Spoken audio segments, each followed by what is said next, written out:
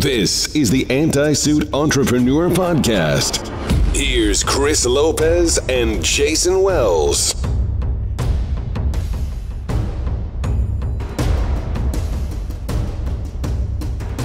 We got some tremendous feedback from our previous radio show, which focused on doing little things rather than setting New Year's resolutions to really kind of jumpstart what you want to accomplish in 2015. So we talked a whole lot of details about what Jason and I have done over the years. And we actually had a lot of people respond to that, and it seemed to really strike a chord. So we wanted to start off with a topic in today's radio show that a lot of people are going to run into as they're setting their new goals and making their little things. And that's what we call the emotional roller coaster. And this is something that everyone needs to get off. And the emotional roller coaster is really, it's the ups and downs as you go through life and projects and really anything. And so it happens a lot of times when you set a new goal or you start getting organized with the little things or the money-making activities to help you achieve what you want to achieve.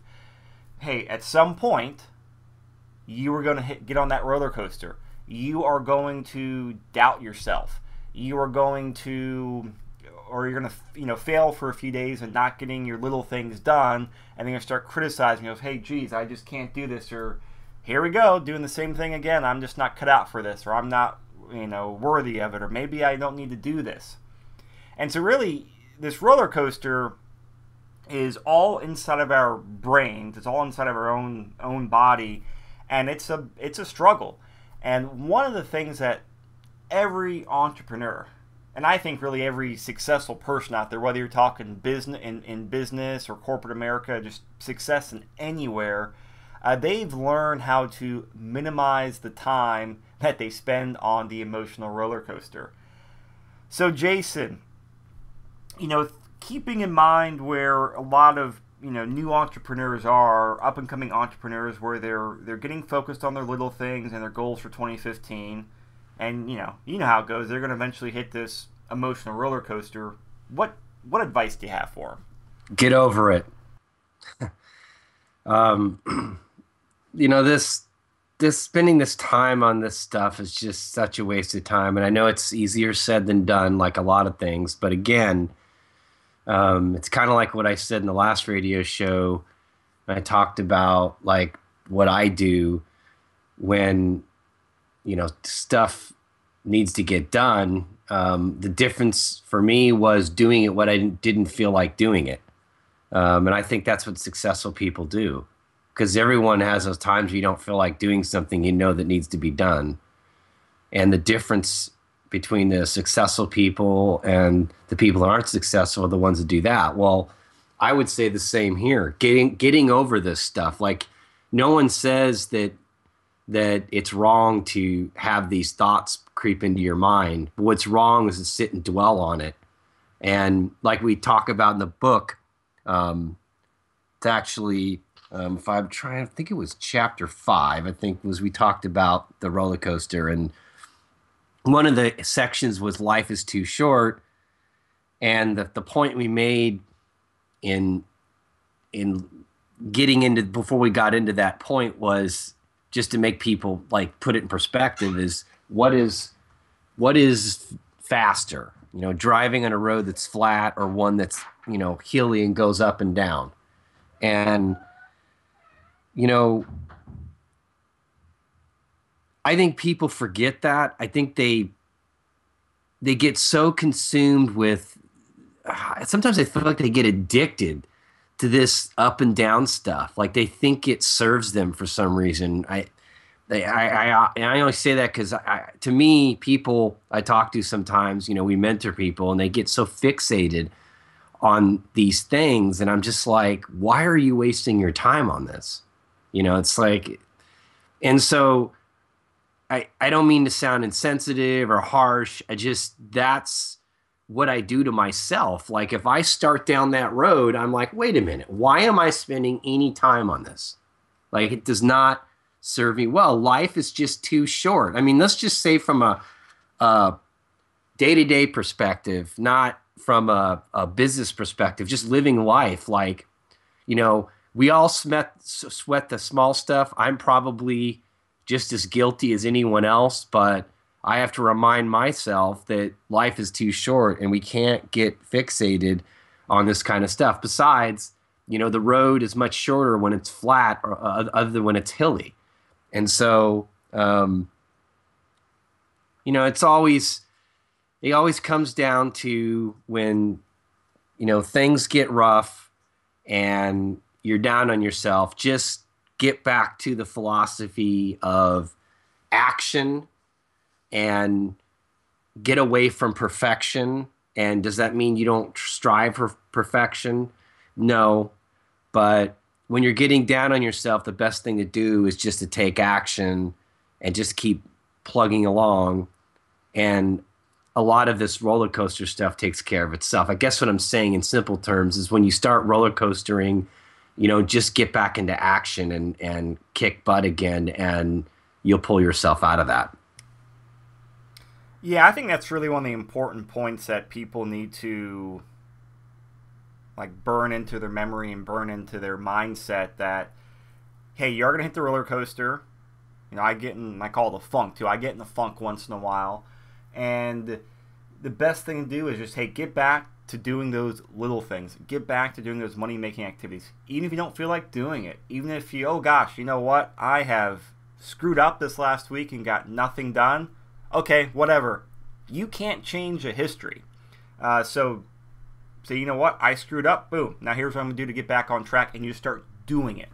And don't dwell on it. Don't worry about being perfect. Just start doing something. Even one or two of your little things out of your list of maybe 10 is way better than 0, 0, 0, 0, 0 for the previous days or weeks.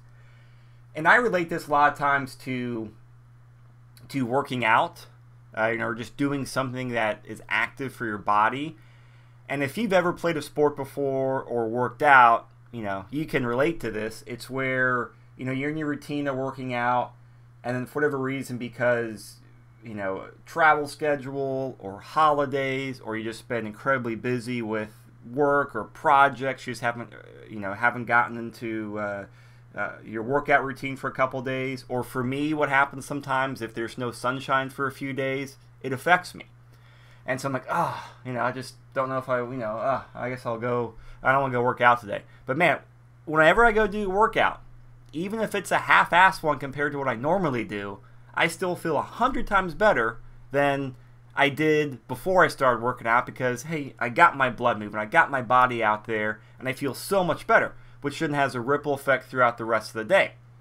Now, I know I'm talking about health and fitness here, but that's a perfect analogy for doing doing action and doing something to get you off that roller coaster. It'll kind of get you back in the swing of things, and then has that ripple effect to start having you do more stuff and get your butt back on track.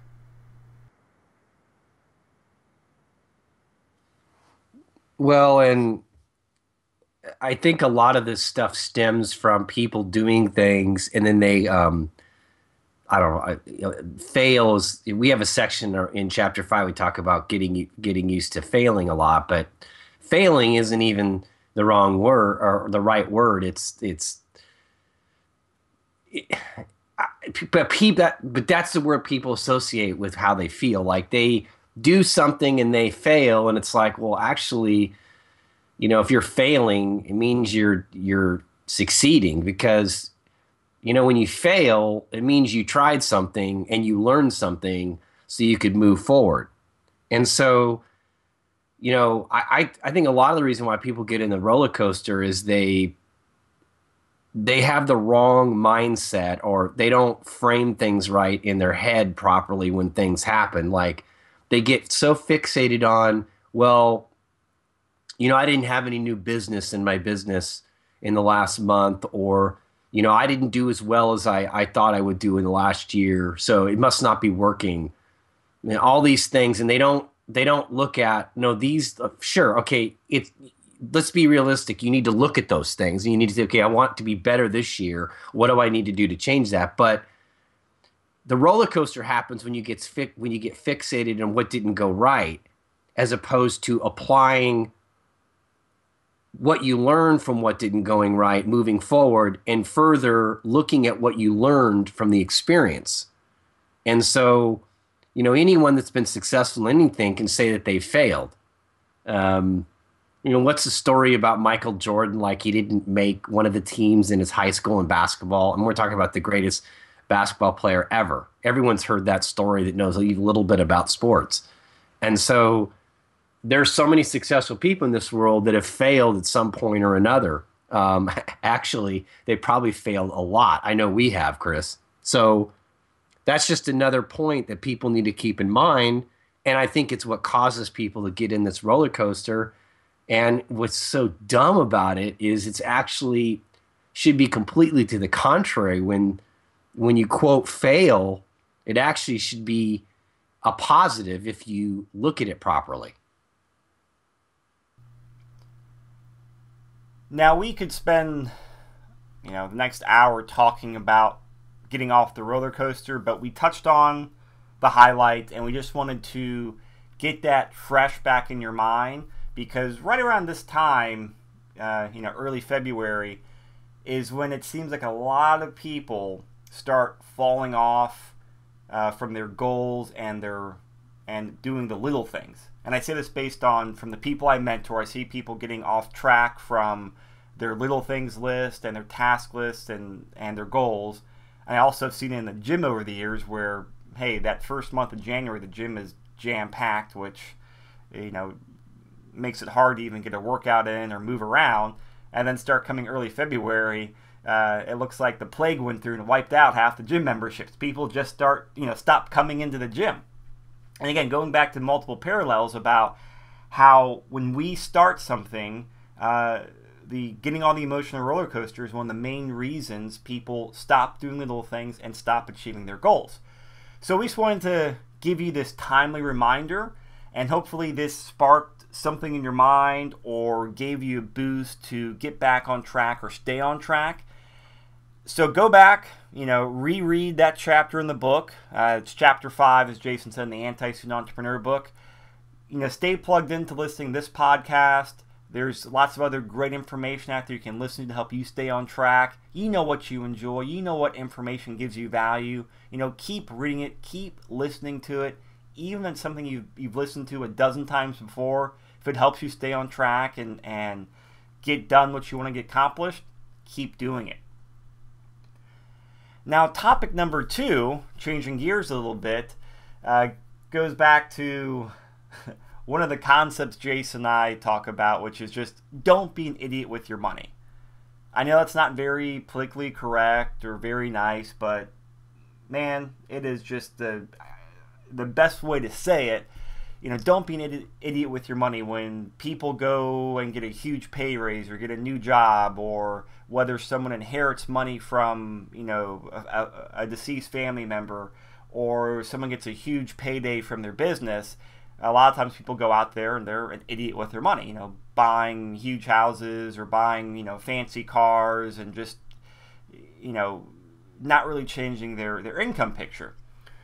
Well, we're not going to spend too much time on that aspect of it, but more on the aspect of don't be an idiot with your money when you start having little savings here and there.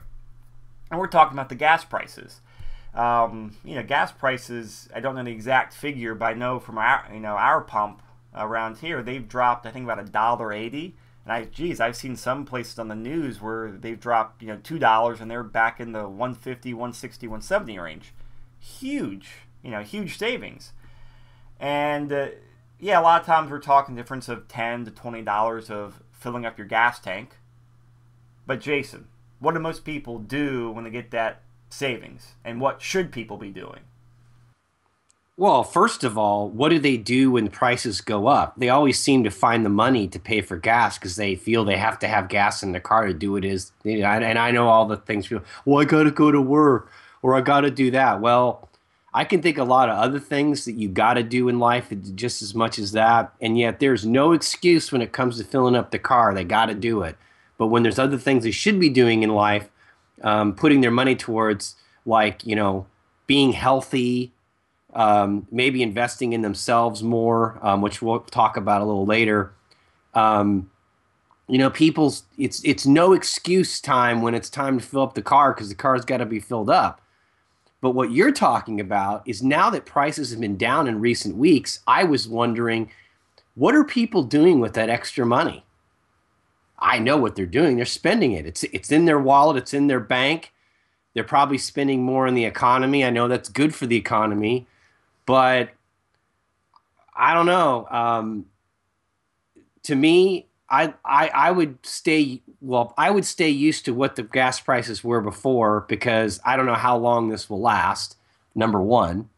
Number two, use it as an opportunity to just pretend things are the way they were and then take that extra money and put it in savings. Invest it in, you want to become an entrepreneur. If your excuse for a while has been, I haven't started that because I haven't had the money, or I've started it and I haven't had enough to put into what I've started, whatever. Use that money for something productive, not the next, if you're younger, I'm assuming you're a gamer, right? Or if you're older, you're thinking, well, maybe I can finally buy that big car that I've wanted because now that gas prices are down, I can afford to pay the gas on it. Whatever. You and I, Chris, could probably list numerous things if we sat here and brainstormed what people could do with that money.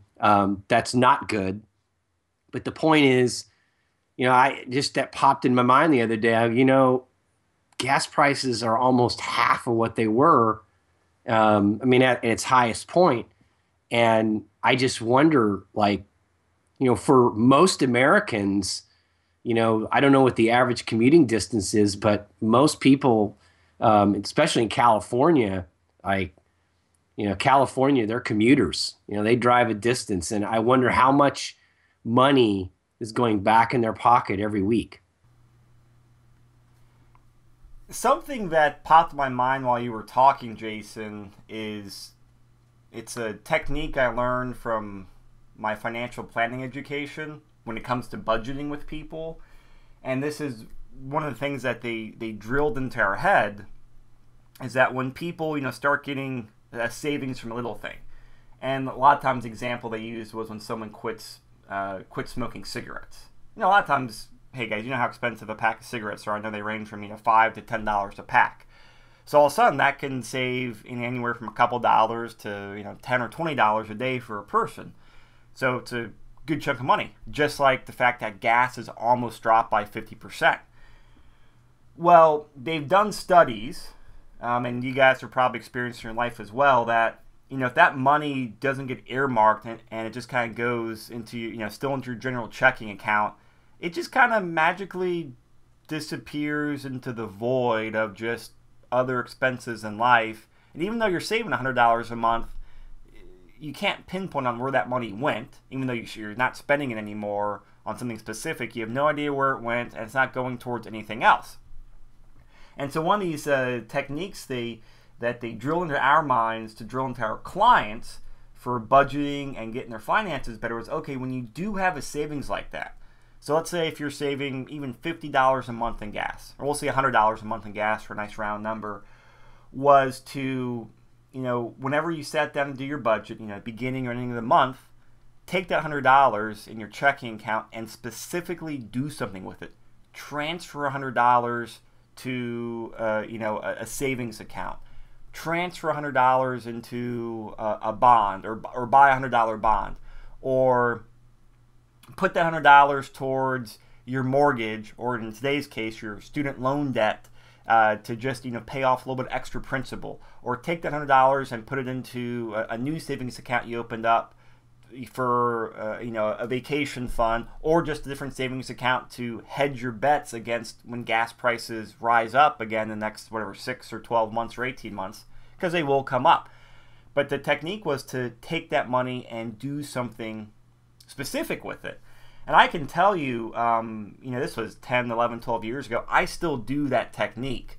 And, some of my friends said, well, why do you even bother with that? Because it's, you're worried about $50 or $100. I said, yeah, but these principles you do, yeah, it's $50. But if I don't do that with $50, then I'm not going to do it when I get an extra 500 or an extra 5,000 when you start talking bigger numbers. So you develop those good money habits of not being an idiot with your money with small figures, and then they grow from there. Perfect example, and I got some some jokes from my friends. Last year, I kind of incorporated a few trips, and I basically did about a 4,500 mile road trip in 2.5 weeks. I did a lot of driving, and I budgeted out like I was getting about 22 gallons a mile to the car. I was going to rent a car to fit a bunch of gear and people and meet my requirements. Well, I ended up budgeting that out, and the car ended up getting like 31 miles to the gallon. Blew my mind. And so I saved, I think it was like $150. Can't remember the exact thing off the top of my head. But it was about $150 or so in gas money between my budget and actually what I spent. So what did I do? I took that $150 and I went and did something specific with it. Just threw it in a savings account. Or I either did that or I bought a bond. If I did something to say, hey, you know what? I got this extra money here. I'm going to go do something with it. And so I still do that principle today. And that makes a difference. And this is something that you want to consider incorporating into what you're doing. So yeah, you're saving money now. What can you do with that money to help yourself get ahead? Number one, don't be an idiot. But number two, what can you do to help yourself get ahead? And when I was in college, when I did this, I would cut out things like cable TV and going out to happy hour as much. That $100, $200 a month I saved, I actually put it towards my marketing budget to help grow one of the businesses I had started from my bedroom desk on the internet. So that's a really key principle to keep in mind, and a habit that if you do, man, it will pay dividends later on in life as your income grows or as you get more money. You'll be much better to handle that money and not blow it or be an idiot with it. So Chris, everything you're saying, this kind of is a good segue into the next topic, and I won't spend a lot of time on this, but the question is, are you investing in yourself? And what you were just talking about, Chris, is an example of how you can invest in yourself. And, so you did something specific with that money, and people may laugh. It's only $150. Well, yeah, it's only $150, but what happens when you have an extra 15 grand? What are you going to do with that? And so your habits will translate to that. I completely agree. I found the same thing with myself. And so I do something to invest in myself, whether it's into my retirement funds, whether it's increasing the marketing on our businesses. I'm always doing something to move, I guess, me ahead and not getting complacent in those areas. And, you mentioned your cable, and it's funny you bring that up because that was one of the things I was thinking. People will drop $100 to $150 a month on cable and not even think about it. But if you ask them, we mentor people. If you ask them, well, what kind of budget do you have on marketing? Or, if somebody's interested in doing what we do, some of the businesses we have, well, this is what you need to do. This is the outlay. This is the investment. They don't have the money. People never have the money, but yet, they're dropping a ton on cable TV. It's like you said, this with the gas thing, for some reason they have an extra 150 in the last couple of months because of the change, but yet they don't know where the money went. It's amazing to me. And anyone that I know that's been successful, they are investing in themselves. They're actually doing the work, putting some money, because here's the thing.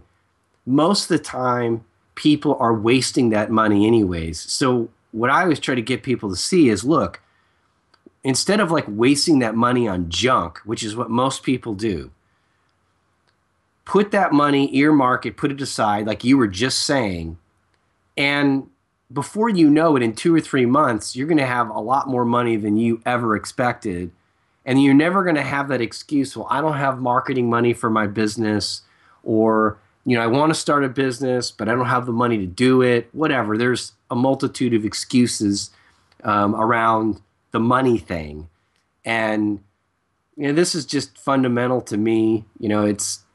I understand times are tough for some people, but I don't care who the person is. There's always some money there that's getting wasted in some manner or another. And it's just a matter of choices. I don't know if you have anything to comment on this, Chris. Just one thing to kind of bring these topics together and get really specific with it. Since we started off this radio show referencing, people doing the little things to achieve their goals, that going on the roller coaster, the idea of don't be an idiot with your money, and now kind of brings it full circle to, are you investing in yourself? So in addition to taking that, earmarking the savings and gas, $25, $50, $100, whatever it is, think about something you can do with it. And what I would do if, and this is what I'm advising people I'm mentoring. So if you're out there and you're, an entrepreneur or starting something on the side, is take that money, start earmarking it, and then you've been now doing your little things for about a month. Maybe a little bit longer, maybe a little bit less. But if you've been doing that consistent action, you're getting a better picture painted on, hey, some of these things are working great, some of these things I could improve upon, and some of these things aren't working very well. Well, take that money and say, okay, what could I take that $100 in savings and apply it to my little things here, or things I'm doing, while I even get a bigger payoff? Do you need, do you have enough potential customers, coming through your door or coming on your website or calling you about, your product or your business, your services or whatever? If you don't, hey, take that money and say, okay, how can I get more traffic? And whether it's foot traffic or whatever, just more traffic helping me out here.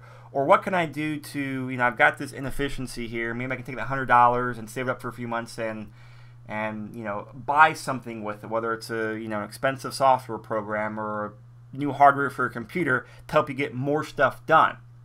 If you're doing internet stuff, you might be doing videos now or more marketing.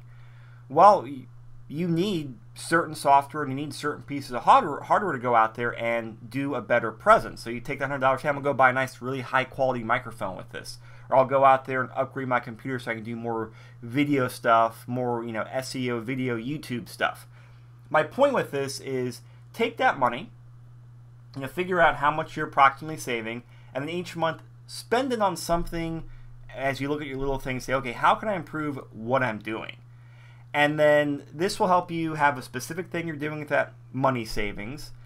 And if you're putting that focus and the intention on your little things, you will be taking more action, getting better results, which will also help you stay off the damn emotional roller coaster as well. So that's my advice for people as we wrap up the show, Jason.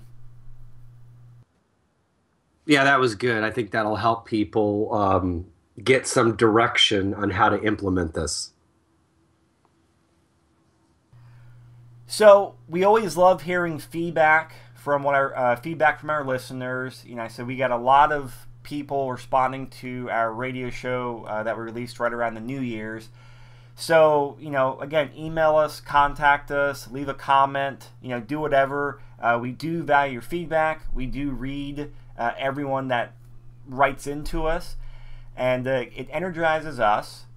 And it also gives us ideas as to, hey, a lot of people are saying this, we see a trend or a topic, and that gives us possible topics or segments for future radio shows. So we want to hear from you. Leave us a comment, and until next time.